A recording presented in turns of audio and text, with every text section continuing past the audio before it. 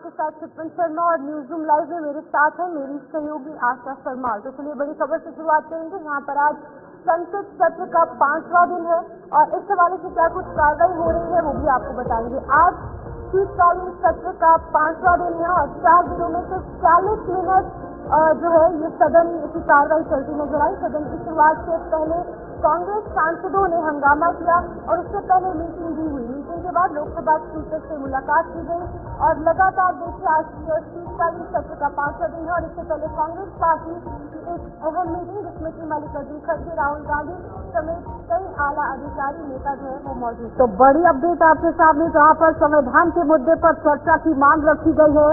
कांग्रेस सांसद ने लोकसभा में स्थगन प्रस्ताव नोटिस दिया था और अडानी मुद्दे पर स्थगन प्रस्ताव का नोटिस दिया गया, लेकिन फिलहाल लगातार 4 दिनों में सिर्फ और सिर्फ 40 मिनट तक कार्रवाई। लेकिन अभी क्या कुछ चल रहा है जरा देखिए।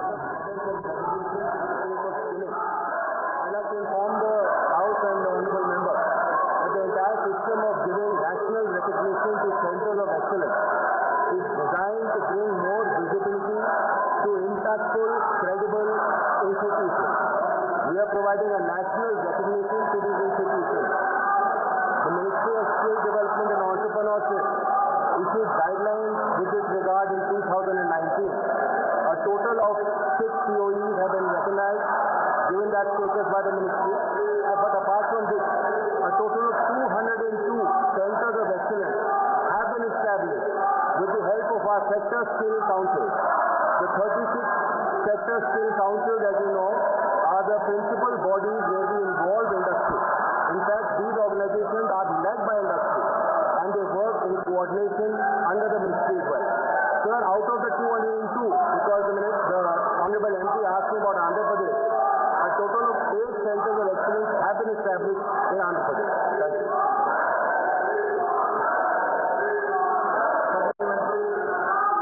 Well, my thanks is to Andhra Pradesh, which is to terminate all around the year, sir. And it is home to 2 major solar plants contributing 62% to the state's renewable energy capacity. A world-class energy university is also proposed to be established in Andhra Pradesh, owing to the region's immense renewable energy potential. Under the regional leadership of Nara Chandrababu Naidu Garu, Andhra Pradesh has recently introduced the integrated clean energy policy 2024, targeting the generation of 78.5 gigawatts of solar and 35 gigawatts of wind power over the next 5 years. Given Andhra Pradesh's prominent role in renewable energy and its potential to drive the state ambitious targets, I would like to ask the Minister, is there any plan to establish a center of excellence for skill development and R&D renewable energy in Andhra Pradesh to create a green workforce and strengthen the clean energy system? Thank you. I thank the Honorable Member. It is true that Andhra Pradesh is a leader in the space of technology with regards to green power.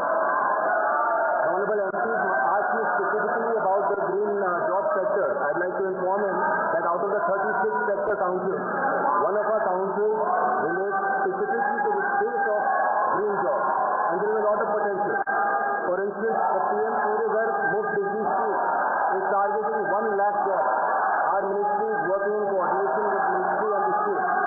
Under PM-KVY-4, we are targeting to create a large number of jobs under this scheme. The green hydrogen mission targets 6 lakh jobs in the value chain, and 50,000 OJT training is also targeted by the mission. Likewise, our ministry is working in consonance with that scheme as well. There are green sector councils has trained 5,82,579 candidates in the space of solar energy, waste management, wind energy, green hydrogen, small hydro, and other green jobs. The Honorable MP is asked specifically with regards to setting up a center of excellence in the state of Andhra Pradesh.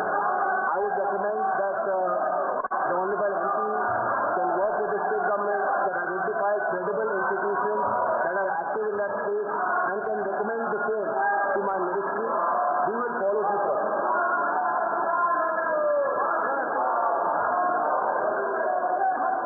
माननीय सदस्यों, प्रश्नकाल आपका समय है। मैं आग्रह करता हूं कि प्रश्नकाल को आप चलने दें, क्योंकि आपने अपनी सीट पर विराजे हैं। सदन की कार्रवाई आज 12 बजे तक के लिए स्थगित की जाती है।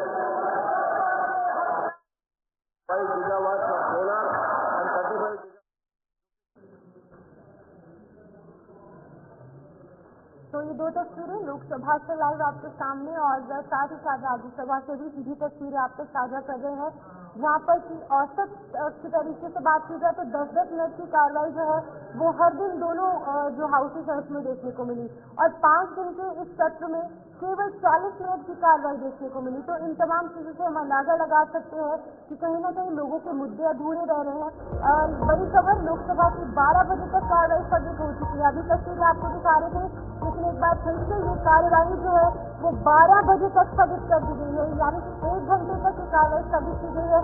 उसके बाद ये कार्रवाई एक बार फिर से शुरू होगी।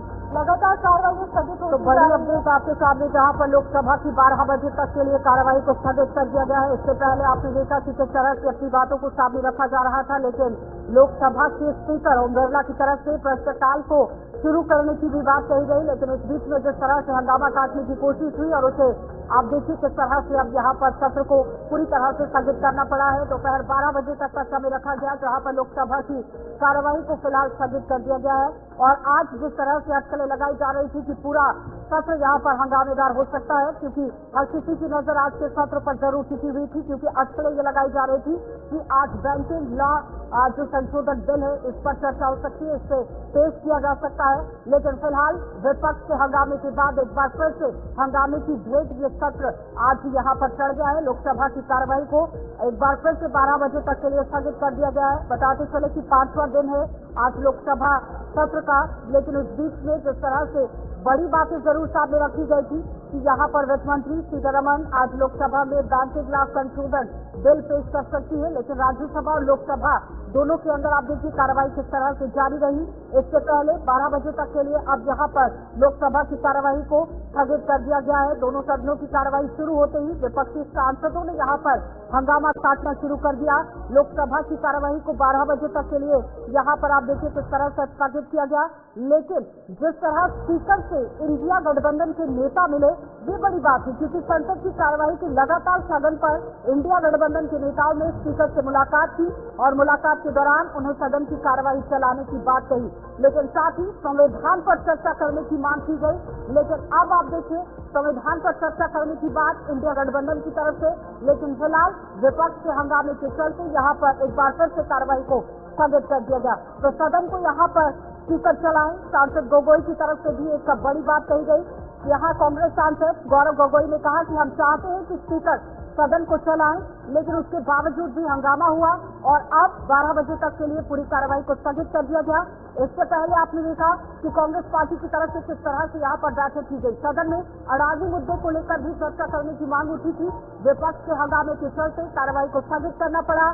लोकसभा की कार्यवाही को फिलहाल यहाँ पर 12 बजे तक के लिए स्थगित कर दिया गया है। तो खड़गे के चैम्बर में इंडिया गठबंधन की अहम बैठक भी आज हुई है और संसद की जो कार्रवाई है उससे पहले यहाँ पर संसद भवन के अंदर ही कांग्रेस पार्टी की तरफ से ये अहम बैठक, इंडिया गठबंधन की तरफ से अहम बैठक ली गई। लेकिन आज फिर से ये सत्र यहाँ हंगामे की भेंट चढ़ गया है, जहाँ बार बार अटकलें लगाई जा रही थी कि संबल हिंसा को लेकर यहाँ विपक्ष सरकार को घेर सकता है, भ्रष्टाचार के मुद्दे को लेकर घेर सकता है, क्योंकि ठीक कुछ ही समय पहले राहुल गांधी की तरफ से एक प्रपोज किया जाता है जिसमें जीडीपी गिनाई जाती है, अर्थव्यवस्था को गिनाने की कोशिश होती है, रोजगार का बड़ा मुद्दा यहाँ पर रखने की कोशिश होती है और उसके साथ ही यहाँ पर प्रस्ताव लाया गया कि संविधान पर पहले चर्चा होनी चाहिए, लेकिन अब विपक्ष के हंगामे के चलते कार्यवाही को स्थगित कर दिया जाए। तो चलिए आगे बढ़ जाते हैं, एक और बड़ी खबर आपको दिखाते चले, जहाँ पर देखिए दिल्ली से बड़ी खबर आपको दिखाते चले, जहाँ पर किसान भी लगातार आंदोलन पर डटे हुए हैं।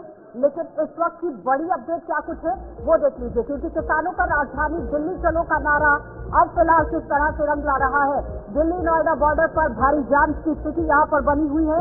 बॉर्डर पर भारी पुलिस बल को तैनात कर दिया गया है। प्रशासन यहाँ ट्रैफिक एडवाइजरी जारी किए हुए हैं, क्योंकि आज जिस तरह से कूच का समय है, किसानों को समय दिया गया है कि आपको दिल्ली कूच करना है। 4 फुट का रोड यहाँ पर खोला गया है, ट्रैक्टर ट्रॉली के बिना आप पर दिल्ली तक कूच कर सकते हैं। लेकिन उससे पहले किस तरह से प्रशासन की तरफ से ट्रैफिक एडवाइजरी जारी की गई है, क्योंकि अलग अलग रूट जो है वो डाइवर्ट किए गए हैं। लोगों से मेट्रो का ज्यादा उपयोग करने की अपील की गई है कि अगर किसी को अपने घर से कहीं काम के लिए बाहर निकलना है तो जाम की नौबत ना आए, जाम की स्थिति से आपको ना गुजरना पड़े, तो आपको मेट्रो का इस्तेमाल करना है। लेकिन किसानों को प्रदर्शन करते हुए देखते हुए आप देखिए किस तरह से नोएडा ट्रैफिक पुलिस की तरफ से फिलहाल एडवाइजरी जारी कर दी गई है। तो आपको बता दें कि मांगे क्या कुछ है, ग्राफिक्स के माध्यम से समझाने की कोशिश करेंगे। किसान पुराने भूमि अधिग्रहण कानून के तहत प्लॉट और बढ़े हुए मुआवजे की मांग लगातार उठाते नजर आ रहे हैं और इसी बीच में भूमिहीन किसानों के बच्चों को रोजगार और पुनर्वास की मांग भी लगातार किसानों द्वारा उठाई जा रही है। आबादी क्षेत्र का उचित निस्तारण किए जाने की मांग भी कहीं न कहीं किसान उठाते नजर आ रहे हैं। ये तमाम वो मुद्दे हैं जिन पर की बातचीत करने की कोशिश सरकार द्वारा नहीं की जा रही, लेकिन किसानों की मांगे यही है कि आबादी क्षेत्र का उचित निस्तारण किस तरीके से किया जाए। ये भी एक काफी पुरानी और अहम मांग जो है वो यहाँ पर किसानों की रहने वाली है। क्या कुछ रूट रहने वाले हैं, क्योंकि लगातार डाइवर्जन लगाई गई है ताकि लोगों को दिक्कत ना हो। शिमला बॉर्डर से ग्रेटर नोएडा की ओर जाने वाले जो वाहन है उनके लिए डाइवर्जन लगाई गई है। सेक्टर 14A फ्लाईओवर से गोल सेक्टर चौक सेक्टर 15 होकर संदीप पेपर मिल चौक तक भी डाइवर्जन रहेगा और वहीं पर झुनपुरा चौक से गंतव्य को जो अपनी जो डेस्टिनेशन है वहाँ पर जा पाएंगे। ये तमाम वो इलाके हैं जहाँ पर की डाइवर्जन लगाई गई है। देखिए DND बॉर्डर से दिल्ली जाने वाले वाहन फिल्म सिटी फ्लाईओवर से सेक्टर 18 होकर एलिवेटेड का प्रयोग कर सकते हैं। कालंदी बॉर्डर दिल्ली से आने वाले जो वाहन है महामाया फ्लाईओवर का इस्तेमाल कर सकते हैं। इसका महामाया फ्लाईओवर से सेक्टर 37 होकर अपने गंतव्य की ओर जा पाएंगे। ग्रेटर नोएडा से दिल्ली की ओर जाने वाले जो वाहन है वो आप देखिए किस तरह से चरखा गोल चक्कर से कालंदी कुंज होकर अपने गंतव्य की ओर जाएंगे।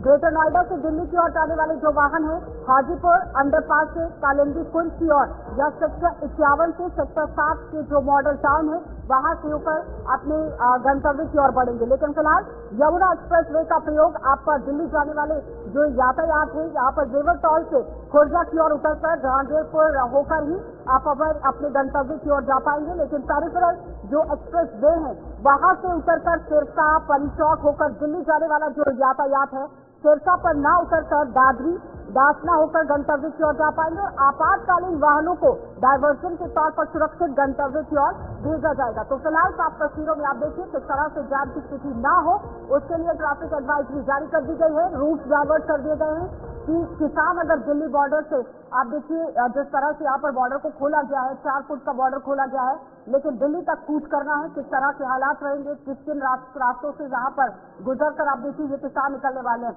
हमारे संवाददाता दिल्ली से केशव मोहन मिश्रा हमारे साथ जुड़ गए हैं। केशव, आप देख कीजिएगा क्योंकि समय दिया गया है किसानों को दिल्ली तक पहुंचने के लिए। इस वक्त ताजा स्थिति क्या कुछ है? देखिए बिल्कुल इस वक्त किसानों का जो प्रदर्शन है वो दिल्ली के अलग अलग बॉर्डर्स पर पहुंचता हुआ दिखाई दे रहा है। बॉर्डर्स को सील किया गया है और लगातार ये एडवाइजरी जारी की जा रही है क्योंकि दिल्ली नोएडा जो हाईवे है वहां पर भी ट्रैफिक जो है वो प्रभावित होता दिखाई दे रहा है। लेकिन इसका कितना असर दिल्ली की ट्रैफिक एडवाइजरी पर पड़ेगा, इस प्रदर्शन का कितना असर पड़ेगा नोएडा एक्सप्रेसवे पर या चरखी दादरी जो तमाम रास्ते हैं उन रास्तों पर कितना असर पड़ेगा, चिल्ला बॉर्डर पर यह प्रदर्शन होता दिखाई दे रहा है।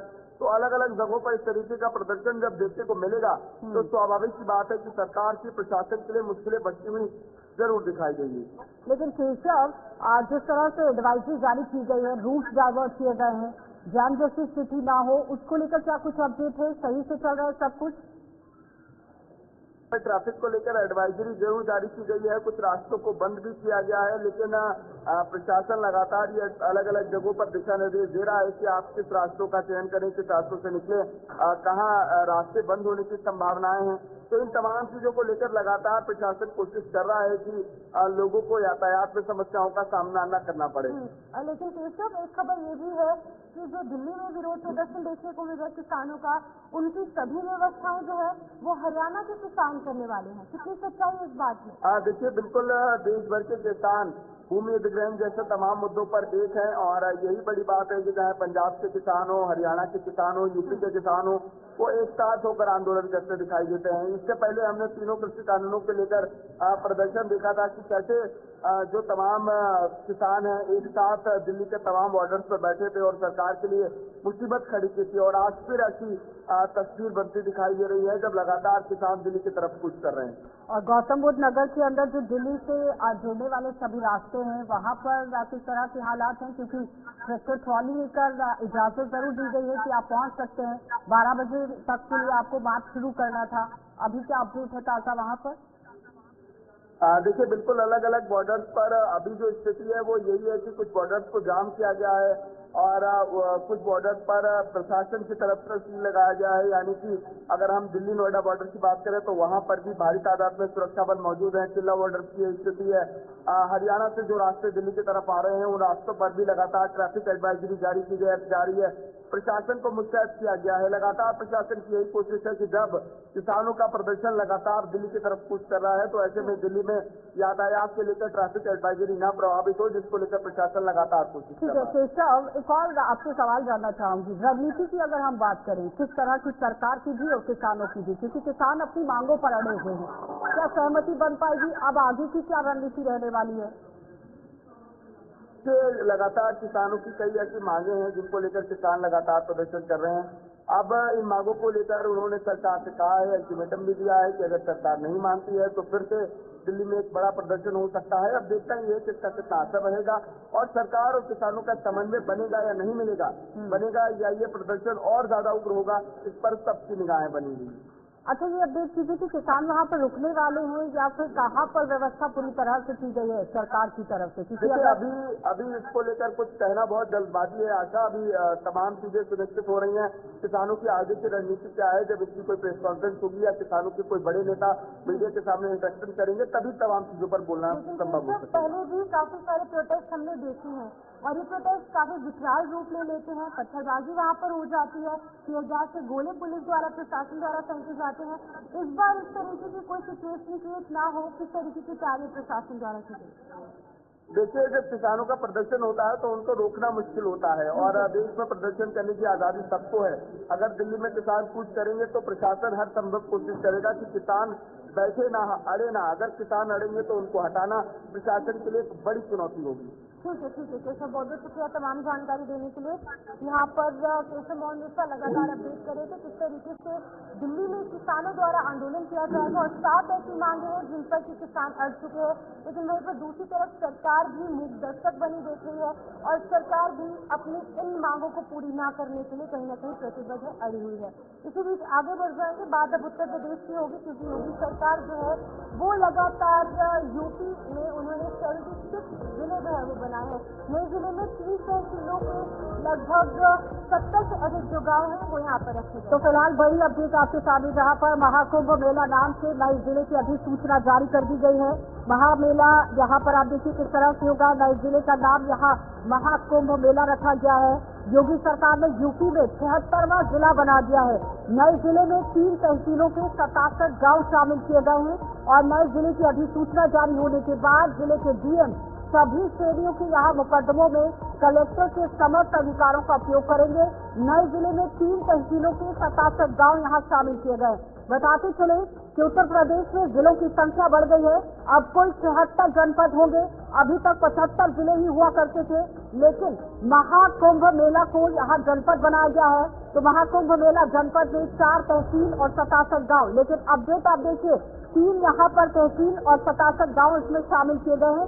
इसका आदेश आपने देखा कल किस तरह से दिया गया, लेकिन फिलहाल यूपी में 76वां जिला जो बनाया गया है, नए जिले की अधिसूचना जारी की गई है और उसके बाद अब आप देखिए जिले के डीएम सभी श्रेणी के मुकदमों में किस तरह से कलेक्टर के समस्त अधिकारों का उपयोग करेंगे। तो आपको बता दें कि यूपी में जो 73वां जिला बनाया गया है, नए जिले में 3 तहसीलों के 67 गाँव शामिल किए जाएंगे और इसको लेकर एक अधिसूचना भी जारी की गई है।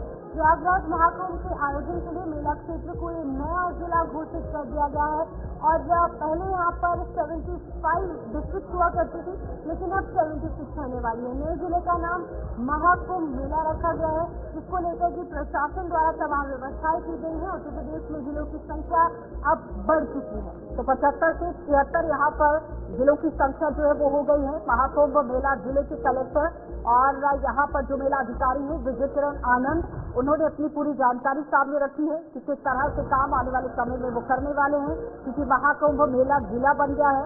अब यहाँ पर अगर जिला बन गया है तो जाहिर तौर पर अब देखिए अधिसूचना जारी कर दी गई है। एसएसपी और यहाँ पर एसएसपी के तौर पर राजेश द्विवेदी की भी नियुक्ति की गई है और उसके बाद यहाँ पर पूरा मेला किस तरह से होगा, इसका जनपद के अंदर काम कैसे होगा, इसके लिए पूरी रणनीति तैयार कर ली गई है कि किसी भी तरह की परेशानी किसी को ना झेलनी पड़े। लेकिन क्या कुछ कहा गया है वो जरा सुनिए। चलिए तो लगातार आप देखिए योगी आदित्यनाथ लगातार किस तरह से एक्शन मोड में नजर आ रहे हैं। अब यहाँ 75 जिलों से 76 जिले जिस तरह से बना दिए गए हैं। रुकेंगे छोटे से ब्रेक के लिए, जल्द वापस लौटेंगे, आप बने रहिए हमारे साथ।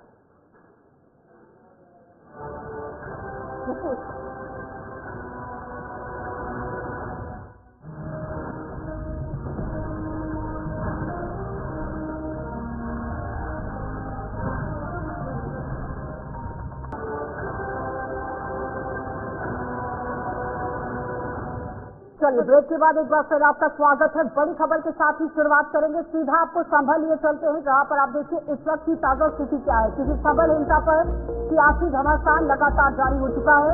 लखनऊ में कांग्रेस नेताओं को यहां पर हाउस अरेस्ट किया गया है क्योंकि संभल जाना चाहते हैं कांग्रेस के प्रतिनिधिमंडल, और इस बीच में प्रशासन ने यहां पर पूरी तरह से रोक लगाई है क्योंकि धारा 163 वहां लागू की गई है और उसके बावजूद भी कांग्रेस का प्रतिनिधिमंडल रुकने की बिल्कुल भी फिराक में नहीं था। उसी को मद्देनजर रखते हुए 10 दिसंबर तक संभल जाने पर फिलहाल ये रोक लगाई गई है। इस वक्त की बड़ी अपडेट लगातार संभल से आपको दिखा रहे हैं, जहाँ पर संभल के अंदर आयोग पहुंचा, ग्राउंड जीरो पर पहुंचकर पूरी जांच पड़ताल करने की कोशिश की गई। लेकिन इस बीच में कांग्रेस का प्रतिनिधिमंडल संभल पहुंचना चाहता था, मना किया गया। लेकिन उसके बावजूद भी अजय राय की तरफ से भी कह दिया गया कि हम तो संभल पहुंचकर ही रहेंगे। और उसी को मद्देनजर रखते हुए अब आप देखिए कार्यालय के अंदर ही यहाँ पर संभल में कांग्रेस के जितने भी प्रतिनिधिमंडल हैं उन्हें हाउस अरेस्ट किया गया है। तो आपको बता दें कि संभल हिंसा पर सियासी घमासान लगातार जारी है और इसको लेकर अखिलेश यादव द्वारा भी कुछ कटाक्ष यहाँ पर लगातार भारतीय जनता पार्टी और योगी सरकार पर किए गए हैं। कांग्रेस का प्रतिनिधिमंडल भी संभल जाना चाहता था लेकिन उन्हें वहाँ पर रोक दिया गया, हाउस अरेस्ट कर दिया गया। उससे पहले भी एक बार जो है वो सपा के कुछ नेता जो है वो संभल जाना चाहते थे, उन्हें लखनऊ में ही रोक दिया गया। तो आपको बता दें कि इस तरीके से कुछ तस्वीरें निकलकर सामने आ रही हैं और अजय राय द्वारा साफ तौर से कहा गया है कि मैं संभल जरूर जाऊंगा। लेकिन बड़ी अपडेट आपके सामने, जहां पर आप देखिए मुरादाबाद के जो महिला आयुक्त हैं आजमैन कुमार सिंह, उन्होंने कहा कि हिंसा के जिम्मेदार के खिलाफ यहाँ पर सबूत जुटाए जा रहे हैं। 400 लोगों की पहचान अब तक की जा चुकी है और शाही जामा मस्जिद के सर्वे के दौरान 24 नवंबर को यहाँ पर हिंसा हुई और उसके बाद पड़ताल पूरी तरह से जारी कर दी गई। गठित न्यायिक आयोग ने मामले की जांच शुरू कर दी है, लेकिन उससे पहले यहाँ पर संभल जाने पर रोक लगा दी गई है। यूपी के अंदर संभल हिंसा पर सियासी घमासान लगातार मचा हुआ है।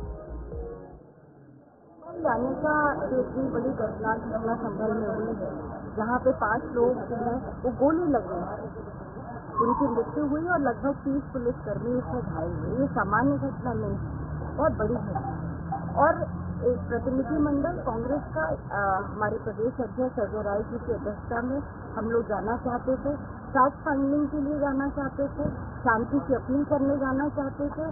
और कल रात से ही मुझे भी हाउस अरेस्ट कर लिया गया है। जिस तरह से पुलिस यहाँ पे फोर्स यहाँ पे डिप्लॉयड है, आप भी देख रहे हैं।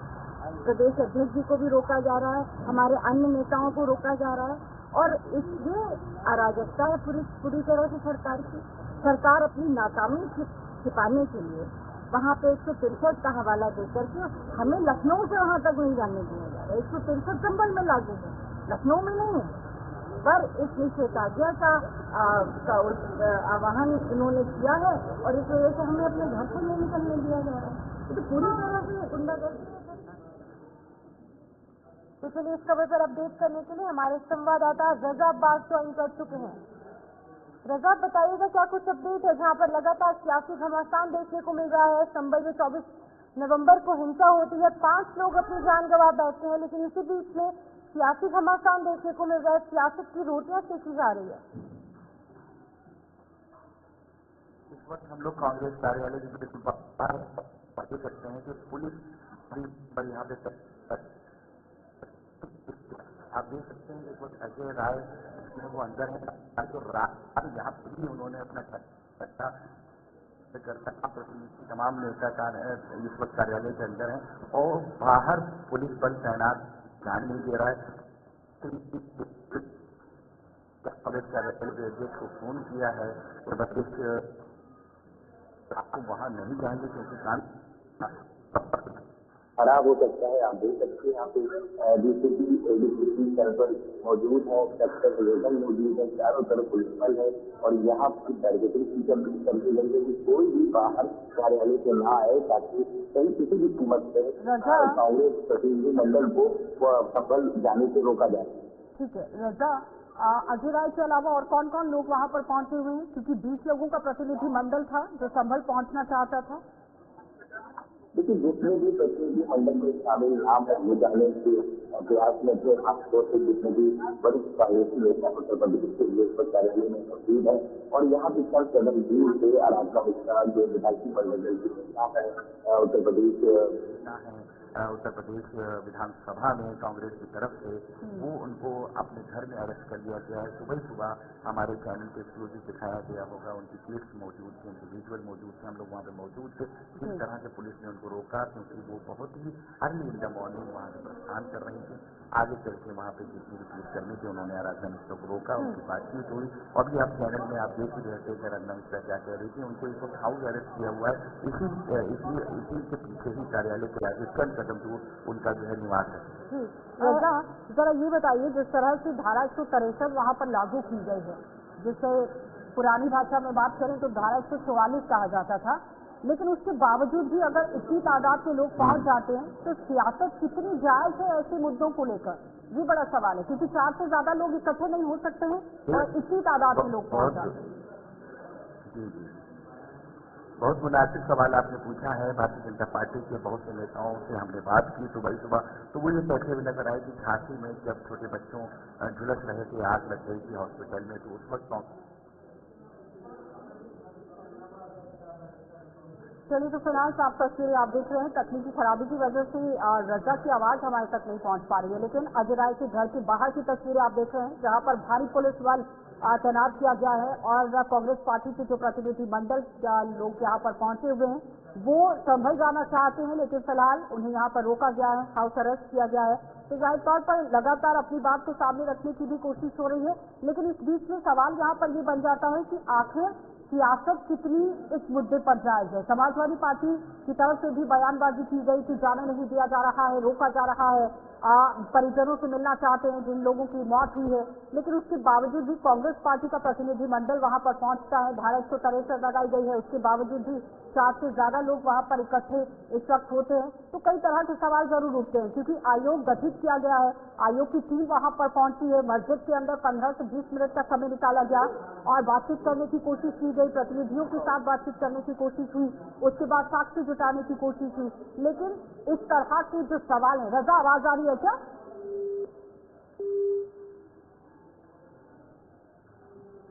आवाज आ रही है रजा?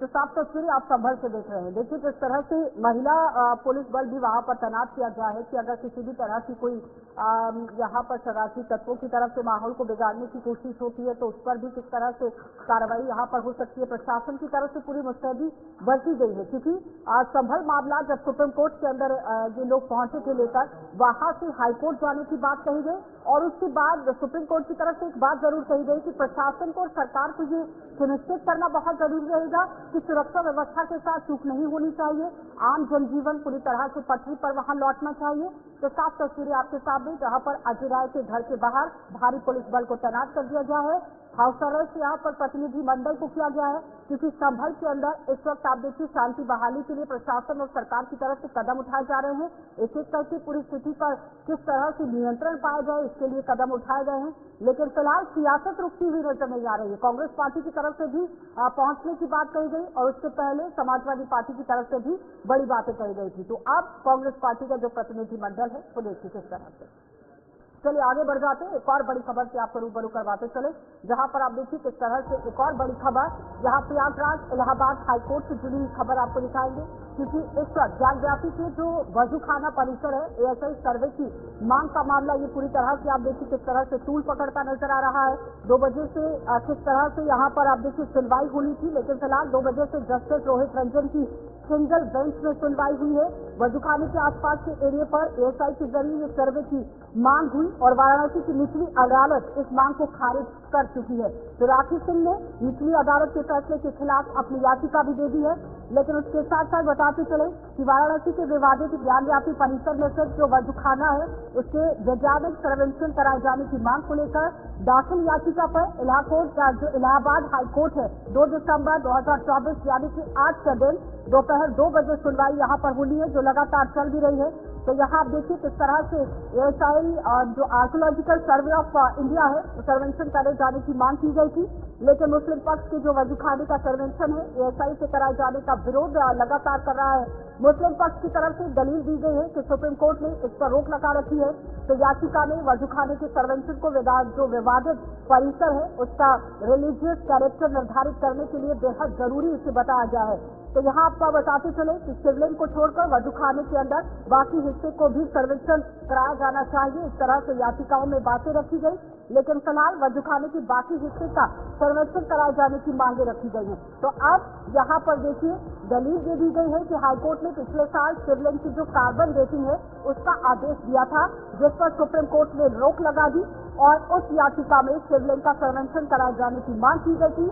बाद में राखी सिंह की ओर से याचिका दाखिल की गई और जिसमें शिवलिंग को छोड़कर वजूखाने के बाकी हिस्से का सर्वेक्षण कराए जाने की मांग की गई। तो यहाँ आप देखिए किस तरह से अब आगे की कार्रवाई हो रही है। रजा अब्बास हमारे संवाददाता हमारे साथ जुड़ गए। रजा, अपडेट कीजिएगा, सुनवाई किस तरह से चल रही है? देखिए सुनवाई जो है अब खास तौर पर एक तरह से घटना बल की हुई है। थोड़ा सा कोर्ट भी अपनी प्रोसीडिंग को ध्यानपूर्वक कर रही है, क्योंकि बहुत से विपक्षी नेताओं ने कोर्ट पे जजेस पे सवाल उठाए हैं। तो लिहाजा ये जो प्रोसीडिंग है अब बहुत ही सिस्टमैटिक चलेगी और किसी भी चीज को बहुत ध्यानपूर्वक, क्योंकि सुप्रीम कोर्ट ने भी गाइडलाइन जो दी है संबल को लेकर उसको लेकर और ज्ञान व्यापी तमाम इश्यूज हैं। और खासकर बीएसपी ने अपने बयान में लिखा कि 4000 मंदिरें ऐसी निर्मित हुई हैं देश में जहां पर हमारे पुराने मंदिर पाए जाते हैं। तो इस तरह की चीजें जब हो रही थी, वर्ल्ड वाइड अरब लीग ने भी बहुत स्थिति इंडियन गवर्नमेंट से कहा कि इस तरह की जो तनावपूर्ण रिलीजन कंट्रोवर्सी आपके मुल्क में क्रिएट हो रही है, जिसकी वजह से धर्म विषय को टारगेट किया जा रहा है, जिसकी वजह से सरकार भी और कोर्ट भी कोई प्रोसीडिंग करेगी वो कानून और तमाम चीजों को लेकर करेगी। कुछ दलीलें आपके सामने रखी गई रजा, लेकिन इस पिटीशन के अंदर एक्चुअल में क्या कुछ है, कुछ जानकारी आपके पास? देखिए खासतौर पे देखिए ये जो विधिक कार्रवाई होती है प्रोसीडिंग, विदाउट प्रोसीडिंग उससे पहले किसी भी मीडिया में किसी तरह की बातें करना उचित नहीं होता है, क्योंकि बहुत सी चीजों पे नोटिस भी इशू हो जाते हैं। और खासतौर पे जो प्रोसीडिंग है जिन्होंने रिट दाखिल की है और बाकायदा बार बार जो है वो इस तरह की चीजें आ रही हैं, वो ज्यादा इसको अपडेट करके बयान कर सकते हैं, मगर जो इंटरनली चीजें हैं वो ज्यादा अभी खुल के नहीं आ सकती। ठीक है रजा, बहुत बहुत धन्यवाद जुड़ने के लिए। तो फिलहाल आपने देखा कि यहाँ पर ज्ञानव्यापी मामले को लेकर लगातार सुनवाई चल रही है। बड़ी अपडेट, यहाँ पर महाराष्ट्र में आज बीजेपी विधायक दल की बैठक संभव है और बैठक से यहाँ पर बीजेपी विधायक दल का नेता चुना जाएगा। बड़ी अपडेट, महाराष्ट्र में नए सीएम के नाम का ऐलान यहाँ पर आज हो सकता है, ये संभावना जताई जा रही है, क्योंकि दिल्ली से महाराष्ट्र तक सीएम के नाम पर मंथन चल रहा है और महाराष्ट्र में आज बीजेपी विधायक दल की बैठक संभावित मानी जा रही है। इससे पहले आपने देखा कि तय तो यहाँ समय सीमा कर ली गई, लेकिन फिलहाल पेंच जो है वो मुख्यमंत्री के नाम पर फंसता हुआ नजर आया। लेकिन इस बीच में यहाँ पर एक नाथ शिंदे की तरफ से भी बयान जारी किया गया कि सताना के अंदर वो पहुंचे थे, लेकिन इस बीच में बिल्कुल सब कुछ सही चल रहा है, महायुति के अंदर कुछ भी खराब नहीं है, बहुत ही जल्द सीएम का ऐलान भी होगा। तो आज जो संभावना ये जताई जा रही है कि यहाँ महाराष्ट्र के नए सीएम के चेहरे का ऐलान हो सकता है और दिल्ली से महाराष्ट्र तक पूरी तरह से मंथन जारी। तो आपको बता दें कि ये जो नतीजे हैं वो यहाँ पर निकलकर सामने आ चुके थे। 23 नवंबर को नतीजे आए थे, लेकिन अभी तक 10 दिन के बीच का जो अंतर है वो बीत चुका है, लेकिन इसके बावजूद भी अभी तक सीएम का चेहरा साफ नहीं हो पाया है। इनिशियल रिपोर्ट की अगर मानेंगे तो यहाँ पर देवेंद्र फडणवीस का चेहरा आया था, लेकिन कुछ इस तरीके की तस्वीरें बदली कि अभी तक चेहरा साफ नहीं हुआ है। ठीक है, तो हमारे साथ हकीम देशमुख ज्वाइन कर चुके हैं इसका तरह की जानकारी देने के लिए। हकीम बताएगा क्या कुछ स्थिति इस समय महाराष्ट्र की देखने को मिल रही है? है और विधायक दल की बैठक होगी बीजेपी के और इसमें विधायक दल का नेता चुना जाएगा। इस नेता चुनने की प्रक्रिया के बाद जो है कहीं न कहीं जो है वो सीएम पद का चेहरा सामने आ सकता है। जिस तरीके से लगातार जो है वो बीजेपी की तरफ से देवेंद्र फडणवीस के नाम पर जो है वो ऐलान किया जाने की संभावनाएं जताई जा रही थी, लेकिन अब क्या होता है ये देखना होगा, क्योंकि काफी समय बीत गया है और बीजेपी ने अगर इतना समय लिया है तो क्या कुछ फेर बदल करने की संभावनाएं है, ये भी एक बड़ा व्यू जो है वो देखा जा सकता है। कहीं न कहीं इससे पहले एकनाथ शिंदे ने अपना जो दावा है सीएम पद से छोड़ दिया पूरे तरीके से, यानी कि बीजेपी का रास्ता साफ हो गया है, बीजेपी के खेमे से ही सीएम होगा ये तय है। हकीम, अब सीएम के लिए तो रास्ता खाली हो गया, बहुत अच्छे से नाम जो है वो बीजेपी के पाले से आ सकता है, लेकिन सवाल यहाँ पर कैबिनेट मंत्रालय को लेकर होती है। बात अब विभागों को लेकर हो रही है, वहां पर टेंस फंस रहा है, उसको लेकर कोई जानकारी बताना चाहेंगे? अच्छा देखिए, जिस तरीके से अगर मंत्रिमंडल की बात करते हैं तो कहीं कि एकनाथ शिंदे जो है भले ही सीएम पद की दावेदारी उन्होंने छोड़ दी, लेकिन गृह विभाग के लिए जो है वो अड़ंगा डाले हुए हैं। वो गृह विभाग उनके पास लेना चाहते हैं, कहीं न कहीं वो चाहते हैं कि अगर डिप्टी सीएम का पद जो है शिवसेना को मिलता है तो साथ ही साथ जो है गृह मंत्रालय उन्हें मिलना चाहिए, क्योंकि इससे पहले देवेंद्र फडणवीस अगर वो डिप्टी सीएम रहे थे तो गृह मंत्रालय भी उनके पास था। तो इसी विषय को लेकर के जो है पकड़ने के लिए एकनाथ शिंदे नाराज है और अब चर्चाएं चल रही है, चर्चा में से क्या कुछ हल निकलता है ये देखना होगा, लेकिन आज सीएम का नाम तय हो जाएगा, ये पुख्ता जानकारी। ठीक है हकीम, बहुत बहुत धन्यवाद जुड़ने के लिए। तो फिलहाल लगातार आप देखिए सीएम के चेहरे को लेकर तो अब तस्वीरें साफ हो जाएंगी, लेकिन इसके साथ ही एक और बड़ी खबर, हरियाणा कैबिनेट मंत्री अनिल विज का यहाँ पर आप देखिए जनता दरबार शुरू हो गया है। अनिल विज की तरफ से ये जनता दरबार लगाया गया है, CWD रेस्ट हाउस के अंदर ये जनता दरबार लगाया गया है। कुछ ही देर में यहाँ पर कैबिनेट मंत्री पहुंचेंगे, भारी संख्या में फरियादी अपनी फरियाद लेकर पहुंच रहे हैं। इससे पहले आपने देखा अनिल विज जब चुनावी मैदान में उतरे थे, उन्होंने कहा कि जो दावे करूंगा उसे पूरा भी करूंगा, लेकिन फिलहाल जैसे ही वो जीत कर बाहर आए हैं उसके बाद ही वो एक्शन मोड में नजर आए। एक एक करके जनता के दावे जो उनके साथ किए गए थे, वादे जो किए गए थे, उसे पूरा करने की कोशिश की जा रही है। हरियाणा कैबिनेट मंत्री अनिल विज का आज जनता दरबार है, CWD रेस्ट हाउस में मंत्री विज समस्या को सुना जाएगा, उनके निस्तारण के लिए यहाँ पर साफ किया जाता है।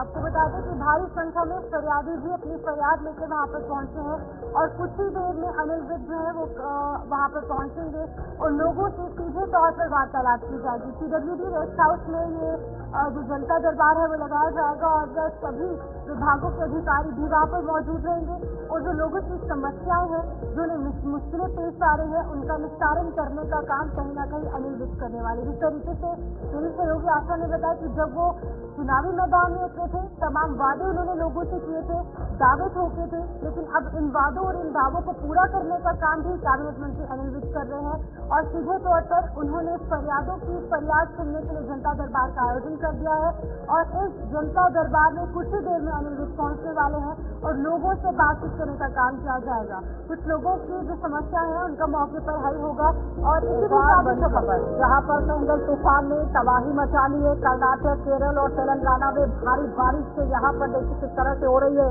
तमिलनाडु की तिरुवन्नामलाई में ही लैंडस्लाइड हुई है, मकानों पर चट्टान गिर गई है, 7 लोग यहाँ पर लापता बताए जा रहे हैं। तो फिलहाल बड़ी अपडेट, बंगाल की खाड़ी में उठे हुए चक्रवात सेंगल का असर मध्य प्रदेश में भी देखने को मिला और जिससे कई जिलों में भारी बारिश हो सकती है, इसके आसार जताए जा रहे हैं। साथ ही आप देखिए तापमान में तेजी से गिरावट आ रही है, अगले 48 घंटे में भयंकर ठंड बढ़ने की संभावना हो गई है और इसे लेकर IMD ने भी अलर्ट यहाँ पर जारी कर दिया है। बताते चले कि मौसम विभाग के मुताबिक अगर पूरी अपडेट सामने रखी जाए तो देखिए सेंगल तूफान अपना असर दिखाएगा MP के अंदर, जिससे हवाओं का रुख बदल जाएगा।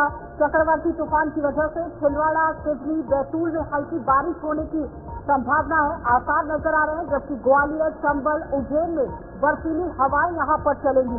तो रविवार को कल आपने देखा शाजापुर में जिस तरह से न्यूनतम तापमान 6.1 डिग्री दर्ज किया गया था, जबकि प्रदेश के दूसरे इलाकों में रात का तापमान 10 डिग्री से कम रहा। तो उसी बीच में अब आप देखिए प्रदेश में न्यूनतम तापमान में किस तरह से गिरावट आ जाएगी। भोपाल में 1.8 डिग्री यहाँ पर तापमान जो है वो रहा, लेकिन न्यूनतम तापमान 8.6 डिग्री रहा था, जो सामान्य से 4.6 डिग्री कम है। तो इसके अलावा ग्वालियर में भी 8-9 की बात करें तो देखिए 9.8 और उज्जैन में 10 डिग्री तापमान दर्ज किया गया था। तो फिलहाल अब लगातार जो यहाँ जो कैंडल तूफान है वो तबाही मचा रहा है।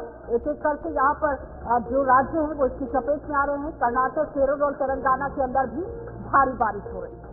तो आपको बता दें कि तस्वीरें सीधे तौर पर दिखाने की कोशिश यहाँ पर कैंडल तूफान ने अलग अलग राज्यों में तबाही मचा दी है। आगे बढ़ जाएंगे। लोकसभा और राज्यसभा की कार्यवाही स्थगित कर दी गई है। कुछ पहले हमने आपको अपडेट किया था, लोकसभा की कार्यवाही 12 बजे तक स्थगित की गई थी, लेकिन अब राज्यसभा की भी कार्यवाही जो है वो 12 बजे तक स्थगित कर दी गई है। दोनों सदनों की कार्यवाही स्थगित हो चुकी है। देखिए किस तरीके की तस्वीरें आ रही है, जहाँ पर लगातार हंगामा करने की कोशिश विपक्ष कर रहा है, कांग्रेस पार्टी कर रही है और जो सहयोगी दल के नेता है वो लगातार हंगामा कर रहे हैं। इसकी वजह से कहीं न कहीं सीधे तौर पर असर देखने को मिल रहा है। ओम बिरला जो कि स्पीकर है लोकसभा के, उन्होंने साफ तौर से कहा कि कहीं न कहीं ये सदन जो है वो पूरे देश का है और देश की जनता यहाँ पर चाहती है कि सदन चले, लोगों के मुद्दों पर बात हो, लेकिन कहीं न कहीं जो सांसद है वो इस सदन को चलने की अनुमति नहीं दे रहे हैं, इजाजत नहीं मिल रही है, क्योंकि लगातार कहीं न कहीं जो यहाँ पर हंगामा है वो देखने को मिल रहा है। तो फिलहाल के लिए इस न्यूज़ लाइव में इतना ही। मुझे दीजिए इजाजत। नमस्कार।